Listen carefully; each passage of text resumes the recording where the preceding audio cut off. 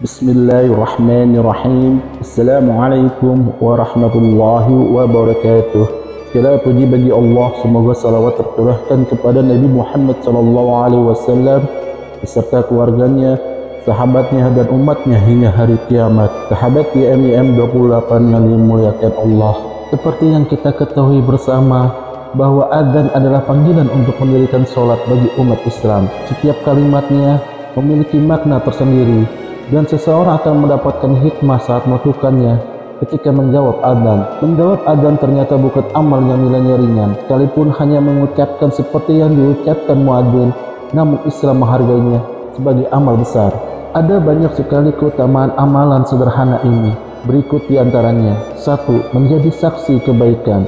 Sering kita lihat atau mungkin kita mengalami sendiri ketika adzan dikumandangkan, kita mengabaikan dan tidak mendengarkannya, apalagi menjawabnya, seperti mengobrol dengan teman, meeting dengan klien, atau melakukan pekerjaan, masih sering kita lanjutkan tanpa ada jeda atau berhenti sejenak untuk mendengar dan menjawab adzan ketika berkumandang. Padahal adzan kita jawab akan menjadi saksi kebaikan. Bagaimana hadis yang diriwayatkan dari Abu Sa'id Al-Khudri radhiyallahu anhu, Nabi SAW telah bersabda, tidaklah suara adzan yang keras dari yang mengumandangkan adzan didengar oleh jin, manusia, segala sesuatu yang mendengarnya, melainkan itu semua akan menjadi saksi pada hari kiamat. Hadis riwayat Bukhari nomor 609. Dalam hadis tersebut menunjukkan tidak hanya keutamaan untuk seorang muadzin, tapi juga sekaligus bagi kita yang mendengar adzan dijadikan Allah sebagai saksi kebaikannya. Yang kedua adalah mengantarkan menuju surga. Setiap kalimat dalam adzan yang dikumandangkan mengandung pujian kebesaran Allah, syahadat, ajakan salat, dan mencari kebahagiaan. Setiap kali adzan yang kita jawab akan mengantarkan kita masuk surga. Bagaimana hadis yang diriwayatkan dari Umar bin Khattab radhiyallahu anhu, Nabi SAW telah bersabda, ketika muadzin mengumandangkan Allahu Akbar, Allahu Akbar, lalu kalian menjawab Allahu Akbar, Allahu Akbar. Kemudian muadzin mengumandangkan Asyhadu an la ilaha illallah, lalu kalian menjawab Asyhadu an la ilaha illallah, dan seterusnya hingga akhir adzan. Siapa yang mengucapkan itu dari dalam hatinya, maka akan masuk surga. Hadis riwayat Muslim nomor 385 dan Abu Daud nomor 527. Yang ketiga, mendapatkan ampunan dosa. Hal yang kita tanpa sadari kadang melewatkan kesempatan mendapatkan ampunan Allah akibat terlalu sibuk dalam hal duniawi. Salah satunya dengan menjawab adzan. Bagaimana hadis yang diriwayatkan dari Sa'ad bin Abi Waqqas radhiyallahu anhu, Nabi SAW telah bersabda, barang siapa yang ketika mendengar adzan dia mengucapkan wa asyhadu an la ilaha illallah wahdahu la syarikalah wa anna muhammadan abduhu wa rasuluh raditu billahi rabba wa bi muhammadin rasula wa bil islami dina, yang artinya saya juga bersaksi bahwasanya tiada Tuhan yang berhak disembah kecuali Allah semata, tiada sekutu baginya, dan bahwa Muhammad adalah hamba dan utusannya. Aku ridho Allah sebagai Rabbku, Muhammad sebagai Rasul, dan Islam sebagai agamaku. Siapa yang mengucapkan itu, maka dosa-dosanya akan diampuni. Hadis riwayat Ahmad nomor 1565 dan Muslim nomor 386. Yang keempat adalah Allah memberi salawat baginya 10 kali. Dari Abdullah bin Amr bin As radhiyallahu anhuma, Nabi SAW telah bersabda, apabila kalian mendengar muadzin, jawablah adzannya, kemudian bacalah salawat untukku, karena orang yang membaca salawat untukku sekali, maka Allah akan memberikan salawat untuknya 10 kali.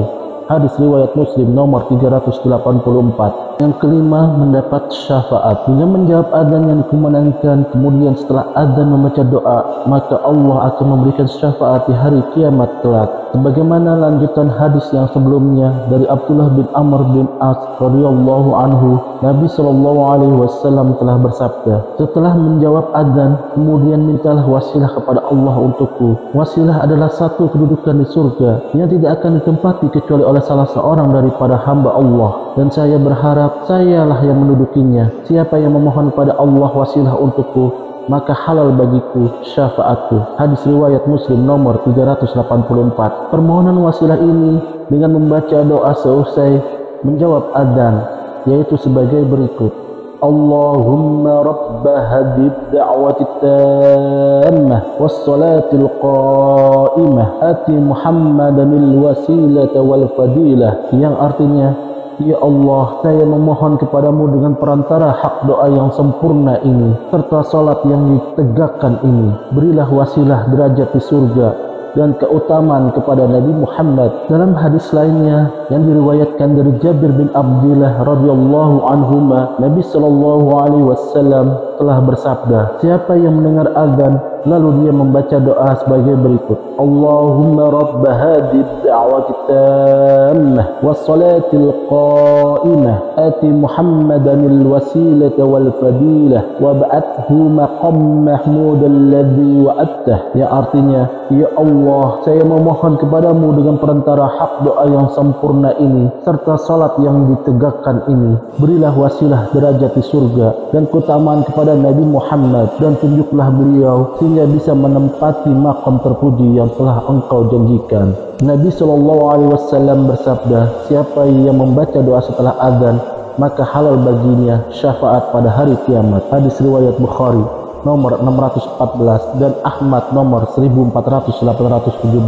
Selanjutnya yang keenam adalah mendapatkan surga. Hal ini disampaikan dalam hadis yang diriwayatkan dari Abu Hurairah radhiyallahu anhu. Beliau bercerita, kami pernah bersama Rasulullah sallallahu alaihi wasallam, lalu Bilal mengumandangkan azan. Ketika beliau sudah selesai, Rasulullah sallallahu alaihi wasallam bersabda, siapa yang mengucapkan seperti yang dilantunkan orang ini, yaitu Bilal, dengan yakin maka dia akan masuk surga. Hadis riwayat Ahmad nomor 8624, An-Nasai nomor 674. Yang ketujuh adalah waktu mustajab untuk berdoa. Bagaimana hadis yang diriwayatkan dari Abdullah bin Umar radhiyallahu anhuma.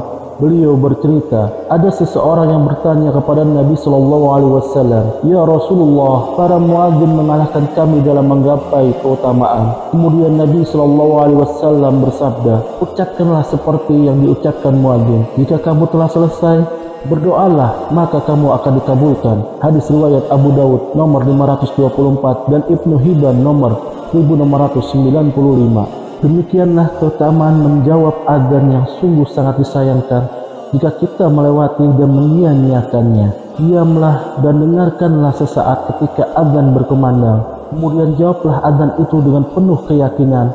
Setelah itu membaca salawat. Kemudian berdoalah kepada Allah dan bersegeralah melangkahkan kaki ke masjid untuk menunaikan sholat. Semoga Allah memasukkan kita ke dalam golongan ahli surga. Amin ya rabbal alamin. Kami berharap apa yang disampaikan dapat bermanfaat bagi sahabat YMYM 28 yang dirahmati Allah. Kami mohon maaf atas segala kesalahan dan kekhilafan dalam penyampaian materi ini. Wallahu a'lam bishawab. Wassalamualaikum warahmatullahi wabarakatuh.